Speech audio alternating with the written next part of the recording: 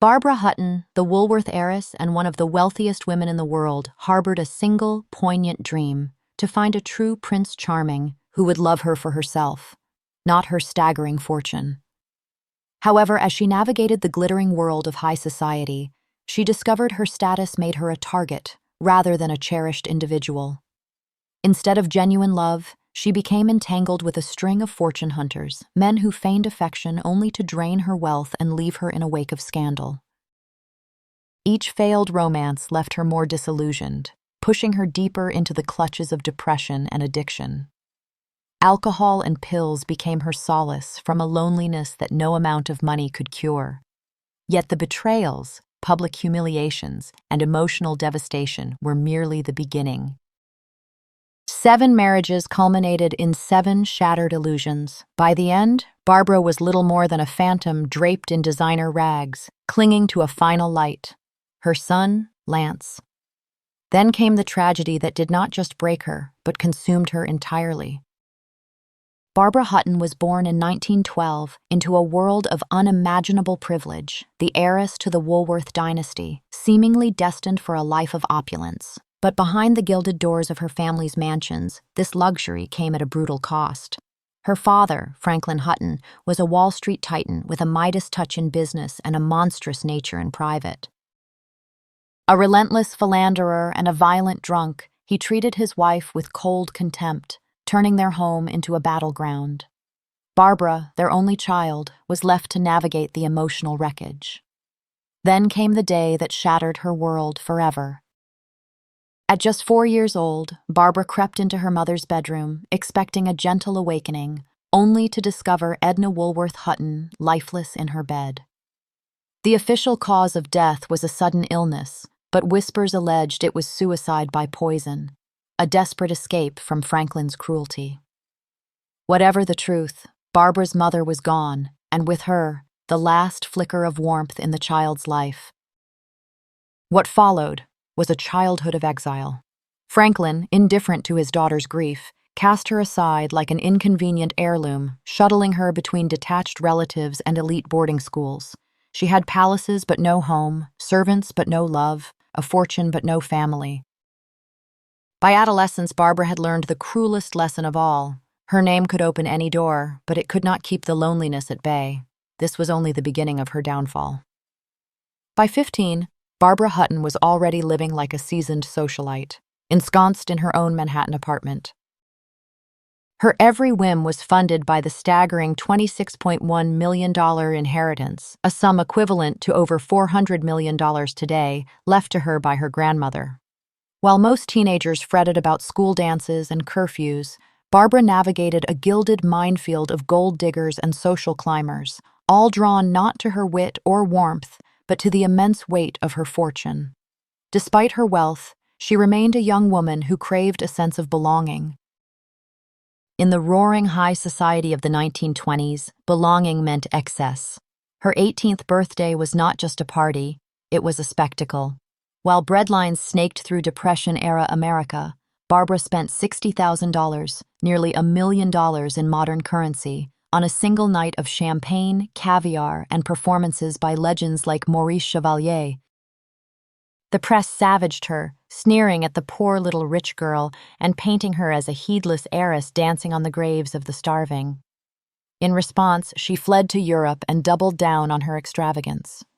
It was there, at a Parisian soiree in 1932, that Barbara first met husband number 1, Alexis Madivani. The meeting seemed serendipitous, another charming expatriate in her glittering social circle. But behind Alexis's polished veneer lurked a predator. The so-called prince, a title as dubious as his intentions, had already plotted his conquest of Barbara's fortune. There was just one complication.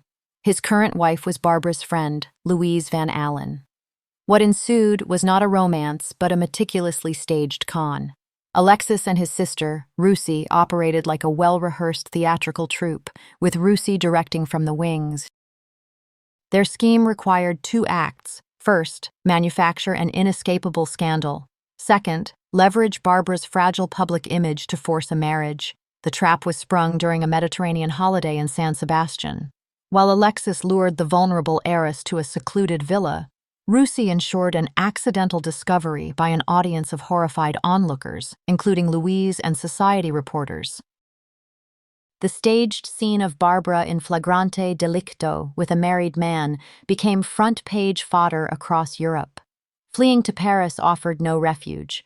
Russi's threats followed like a specter: marry Alexis or face complete social ruin.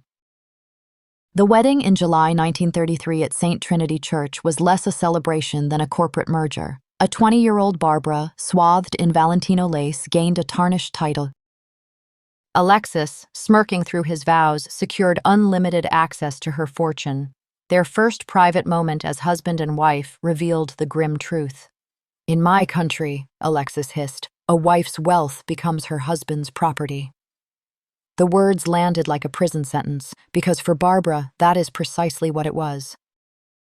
Barbara Hutton's fairy tale marriage began with a brutal awakening on her wedding night.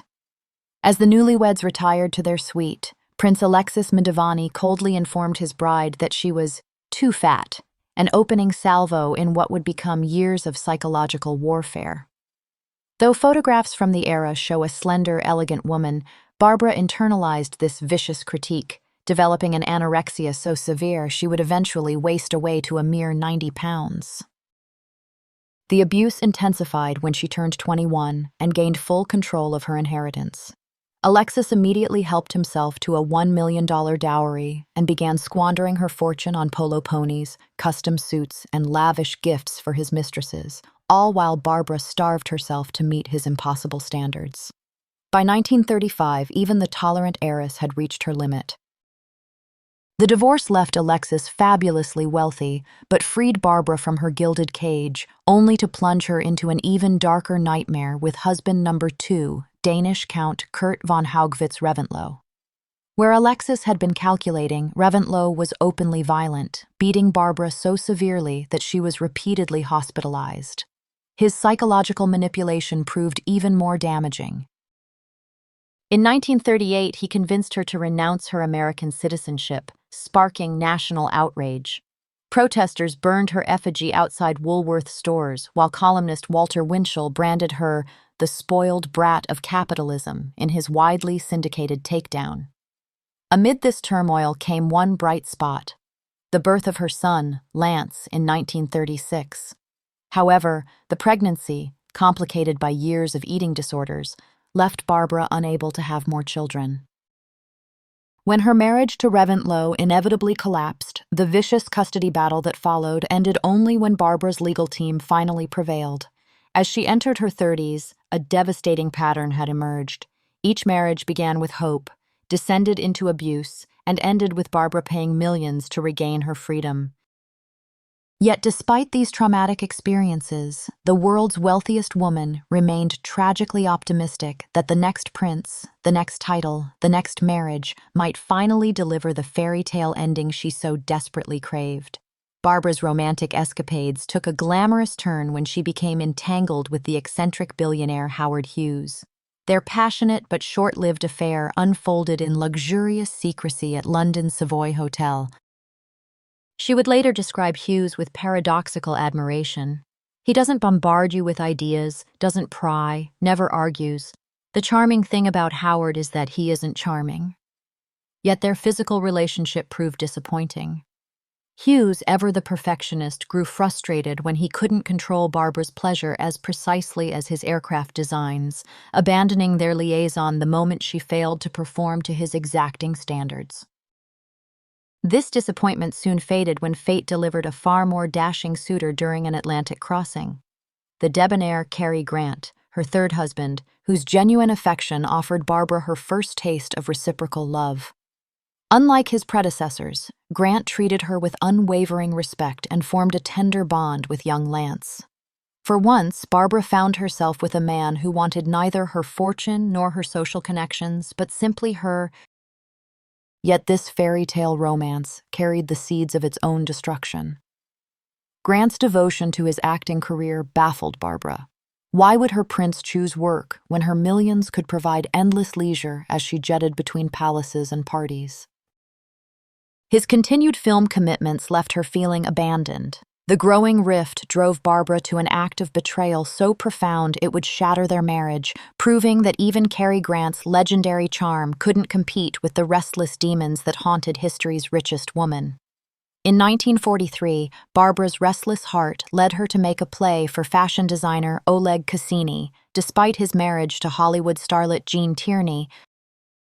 True to form, the Woolworth heiress approached romance like a business transaction. She instructed Cassini to offer his wife a cool $1 million to step aside. For Barbara, who had spent a lifetime acquiring priceless art and European titles, purchasing a husband seemed perfectly logical. But in a rare defeat for the billionaire, Tierney refused the payoff, choosing love over lucre. The humiliating rejection compounded Barbara's crumbling marriage to Cary Grant. Even Hollywood's most perfect gentleman couldn't satisfy her bottomless emotional needs. Their divorce marked not just the end of a marriage, but the end of Barbara's California dream, sending her fleeing across the Atlantic with her fragile ego in tatters. The exiled heiress attempted to reinvent herself in the sun-drenched decadence of Tangier, purchasing a sprawling palace where she played hostess to the international jet set. Still chasing the royal fantasy that had eluded her since Alexis Medivani, she set her sights on husband number 4, Russian Prince Igor Trubetskoy. Their whirlwind romance followed the now familiar pattern: extravagant courtship, hasty marriage, and almost immediate disillusionment. But this time, the rejection cut deeper. It was the prince who filed for divorce, a devastating blow that sent Barbara spiraling into depression. As she wandered the marble halls of her Tangier palace alone, the cruel truth became undeniable. Each new marriage left her poorer, more broken, and further from the fairy tale she so desperately pursued. The woman who could buy anything remained powerless to purchase the one thing she truly needed: unconditional love.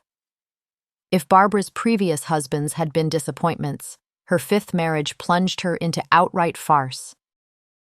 Enter Porfirio Rubirosa, a professional charmer with a reputation as polished as it was predatory. The Dominican playboy had already seduced and discarded her rival, Doris Duke, making Barbara his next logical target in a lifelong con game aimed at wealthy heiresses. When Doris learned of their affair, her fury was volcanic, convinced Barbara had pursued Rubirosa purely out of spite. The real victor was Rubirosa himself, who watched with amusement as 2 of the world's richest women fought over a man who loved neither of them. By now, Barbara's once radiant beauty had been hollowed out by decades of starvation and substance abuse. She wore black on their wedding day, a grim omen for a marriage that would never be consummated. While Rubirosa paraded his affairs in the tabloids, Barbara endured the humiliation with numb resignation. The union lasted barely 6 months, yet, even in failure, Barbara rewarded betrayal with absurd generosity. A coffee plantation, a fleet of polo ponies, a B-25 bomber, and $2.5 million vanished into Rubirosa's pockets as he sauntered off to his next conquest. Alone again, Barbara did what she always did. She scanned the horizon for another prince, another title, another fleeting chance at the fairy tale slipping through her fingers. Barbara's 6th marriage offered a cruel twist of irony. For the first time, she had found a man she genuinely loved, only to discover he could never love her back. German tennis star Baron Gottfried von Cram became her most painful obsession. Despite knowing of his relationships with men, Barbara convinced herself her devotion could change him, a delusion that lasted 5 agonizing years. Even as von Cram continued his affairs with male lovers, Barbara stubbornly clung to what actor Cliff Robertson would later call the love of her life. Her pattern of willful self-deception reached its absurd climax with her final husband, Raymond Doan. Unlike her previous aristocratic conquests, the undistinguished painter lacked even the pretense of nobility, until Barbara purchased a Cambodian princely title for him for $250,000, about $2.5 million today, literally creating the royalty she craved. But as with all her marriages, the fairy tale dissolved, leaving her by 1970 a prematurely aged woman, watching her inheritance dwindle alongside her hopes. With her health failing and romantic prospects exhausted, She turned to her sole remaining anchor, her son, Lance. But fate, never kind to the poor little rich girl, was preparing its cruelest blow. It was a dark day in 1972 when Barbara's world shattered completely. Lance, her beloved son and last anchor, defied warnings about overcast weather and took off in his private plane. The reckless decision ended in tragedy when the aircraft crashed. The loss destroyed what little resilience Barbara had left. Already weakened by decades of heartbreak and financial mismanagement, she now faced the unbearable void left by her only child's death. The grief consumed her, accelerating her physical and mental decline. Her body began to mirror the collapse of her spirit. A year before Lance's death, a simple stumble over a carpet had fractured her hip, an injury she neglected until it became irreparable. The once glamorous socialite who had danced through European ballrooms was now confined to wheelchairs or carried like an invalid. Some speculated her refusal to walk stemmed less from pain than from a desire to hide her deteriorating eyesight, as the proud heiress couldn't bear the world witnessing her blindness. These humiliations were merely a prelude to her final lonely act, a destitute ending for the woman who had once been the richest girl in the world. By the mid-1970s, Barbara Hutton had become a ghost haunting the suites of a Beverly Hills hotel, her final gilded cage. The death of Lance had extinguished her last spark, leaving her adrift in a world where former friends vanished once her fortune dried up. Stripped of her wealth and the sycophants it attracted, she faced the cruel revelation that without money to distribute, she held no value to those who had feigned affection. Even her lawyers, the supposed guardians of her interests, had been quietly pilfering what remained of her inheritance. Yet old habits persisted. Though forced to liquidate jewels and properties for survival, she still impulsively gifted money to strangers, as if hoping generosity might purchase the genuine connection that had eluded her all her life. The physical transformation was horrifying. The vibrant debutante now lay bedridden in a perpetual haze of Coca-Cola and cigarette smoke, her emaciated frame barely recognizable. "She was very thin, gone," observed Oleg Cassini with mournful finality. "The spirit was gone, the life was gone out of her." When death came via a heart attack in May 1979 at the age of 66, it seemed almost a mercy, until the shocking aftermath laid bare the full tragedy. Her bank account held a mere $3,500. Worse still, only 16 mourners attended her funeral. In the end, the woman whose name became synonymous with unimaginable wealth died as she had lived, achingly alone, having proved that no fortune, no matter how vast, could ever compensate for the absence of true love.